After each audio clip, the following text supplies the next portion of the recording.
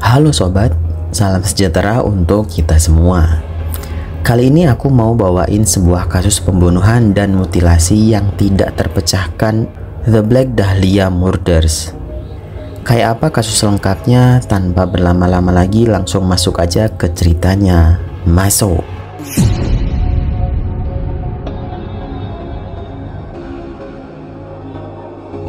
Mungkin sebagian besar beberapa orang mengenal kata Black Dahlia sebagai sebuah band beraliran death metal asal Michigan, Amerika yang sudah beberapa kali bermain di Indonesia.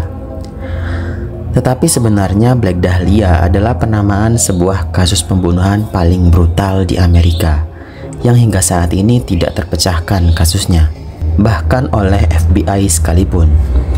Kasus inilah yang kemudian menginspirasi band The Black Dahlia Murders sebagai nama mereka. Ini adalah kasus pembunuhan seorang wanita muda bernama Elizabeth Short yang ditemukan tewas dalam keadaan telanjang dan dimutilasi. Bahkan beberapa bagian tubuhnya seakan dijadikan dalam tanda kutip mainan bagi pembunuhnya. Salah satu contohnya nih ya, sobeknya ujung bibir hingga mendekati telinga, seakan mirip seperti tokoh Joker dalam film Batman. Elizabeth Short saat itu masih berusia 22 tahun. Ia sedang mencoba memulai karirnya di Hollywood. Short dijuluki Black Dahlia setelah kematiannya yang mengerikan. Itu dikarenakan semasa hidupnya ia gemar memakai pakaian hitam. Tidak hanya itu, penamaan ini juga merujuk pada film kriminal berjudul Blue Dahlia yang dirilis 1 tahun sebelum kematiannya. Short juga diketahui senang meletakkan bunga dahlia di kepalanya sebagai aksesoris. Kasus mengerikan ini berawal pada tanggal 15 Januari 1947 ketika seorang warga setempat dan anaknya sedang berjalan-jalan di Leimert Park, Los Angeles. Saat itu ia melihat sosok wanita yang sempat dikira sebagai manekin tergeletak di sisi luar jalan. Saat ditemukan, tubuh Short dalam keadaan terpotong jadi 2 bagian, atas dan bawah. Mirip seperti manekin yang sedang dipisahkan antara badan dan pinggang ke bawah.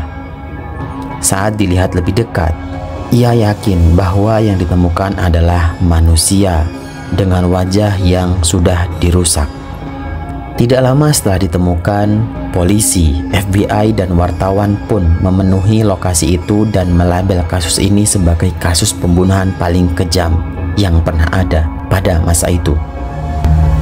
Tak ada noda darah sama sekali dalam tubuhnya yang pucat hingga ada dugaan bahwa Short telah dimutilasi di tempat lain dan tubuhnya telah dicuci bersih. Hasil otopsi menunjukkan adanya tindak kekerasan. Bekas ikatan tali terdapat pada pergelangan tangan dan kaki. Tidak hanya itu, memar juga ditemukan pada bagian kepala Short yang mengindikasikan bahwa adanya benturan benda tumpul sebelum ia meninggal. Mutilasi juga diduga dilakukan setelah Short tak bernyawa dan dilakukan sekitar 10 jam sebelum mayatnya ditemukan. Short ditemukan dalam keadaan telanjang. Meski begitu, tidak ada jejak sperma dalam organ intim Short, menepis dugaan bahwa pembunuhnya telah memperkosa Short sebelumnya.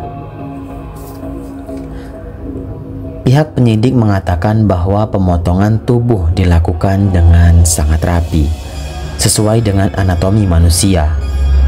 Ini membuat polisi menaruh kecurigaan bahwa pelaku mungkin saja memiliki latar belakang pendidikan medis atau kedokteran. Selang beberapa waktu kemudian, sebuah surat diterima oleh kantor polisi setempat. Surat ini tidak ditulis dengan tangan, tetapi dengan menggunakan huruf-huruf yang disusun dari potongan koran. Di dalam amplop itu terdapat banyak benda pribadi Short. Bahkan pengirim surat ini juga mengatakan bahwa benda-benda tersebut adalah barang-barang milik Short yang sebelumnya berada di dalam tasnya. Semua barang di dalam amplop beraroma bensin, seolah-olah pengirim telah menghapus sidik jarinya dengan bensin. Berbagai cara pun dilakukan oleh polisi dan FBI demi mendapatkan bukti baru atas jalan gelap kasus ini. Namun apa yang mereka lakukan seakan tidak membuahkan hasil sama sekali. Sekitar 200 orang telah diinterogasi. Bahkan sebagian besar dari mereka juga telah melakukan tes kebohongan, namun hasilnya tetap nihil. Berbagai spekulasi pun muncul terkait pembunuhan ini. Salah satunya adalah penolakan ajakan untuk berhubungan intim lantaran Short sedang hamil. Namun teori ini pun luruh karena berdasarkan hasil otopsi, Short tidak sedang hamil dan belum pernah hamil. Pada tahun 2017, ada seseorang bernama Pio Marie Atwell mengatakan bahwa pelaku pembunuhan bernama Leslie Duane Dillon, yakni seorang bellboy yang sudah pernah ditahan oleh polisi namun kemudian dibebaskan. Atwell menyebut bahwa Departemen Kepolisian Los Angeles dengan sengaja membiarkan pembunuh Short lolos karena Sersan Finis Brown, salah satu dari dua penyidik utama kasus itu, adalah seorang polisi yang diduga korup. Polisi ini diduga memiliki hubungan dengan Mark Hansen, seorang pemilik klub malam dan bioskop lokal yang diduga bekerja sama dalam pembunuhan ini. Teori ini didapatkan oleh Atwell dari Buzz Williams, seorang pensiunan kepolisian Long Beach. Nah, si Buzz Williams ini, ia mengatakan kepada Atwell bahwa ayahnya, Richard F. Williams, pernah bergabung dalam tim yang bertugas untuk menyelidiki kasus ini. Bahkan ia menyebut tim kepolisian ini sebagai LAPD's Gangster Squad. Tidak hanya itu, Buzz mengatakan bahwa para petugas ini memiliki hubungan dengan tersangka, yakni Leslie Dillon. Dalam kesaksiannya, Buzz mengatakan bahwa ia pernah mendengar sang ayah membahas kasus ini dengan temannya, Con Keller, yang juga seorang LAPD's Gangster Squad. Ayah Buzz mengatakan bahwa ia yakin Dillon merencanakan pembunuhan dengan dua orang lain, Mark Hansen dan satu orang misterius bernama Jeff Connors. Dalam laporan kepolisian, Jeff Connors ditulis sebagai sosok imajinasi dari Dillon atau Leslie Dillon. Namun untuk membuktikan ini semua, Atwell mengatakan bahwa hal ini tidak mungkin dapat dilakukan. Ia mengatakan akan sangat-sangat sulit memeriksa dokumen karena kepolisian Los Angeles tidak akan pernah membuka file pembunuhan ini. Meski begitu, Atwell yakin bahwa Short dibunuh di Easter Motel, tempat di mana Dillon dilaporkan meninggal. Meski begitu, Atwell yakin bahwa Short dibunuh di Easter Motel, tempat di mana Dillon dilaporkan tinggal. Bersamaan dengan itu, pada 15 Januari 1947, seseorang bernama Henry dan Clora Hoffman, pemilik salah satu motel, melaporkan penemuan salah satu kabin mereka berlumuran darah dan kotoran.